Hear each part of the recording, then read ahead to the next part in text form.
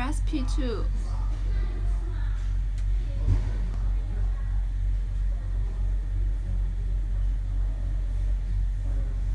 Until the LED on.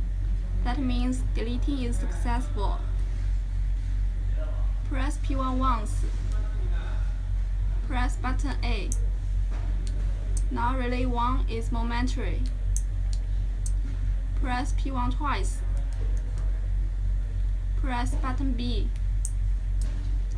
That means relay 2 is momentary. Press P1 3 times. Press button C.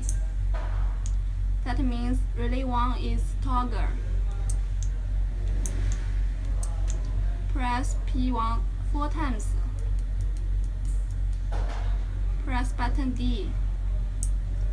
Now relay 2 is toggle.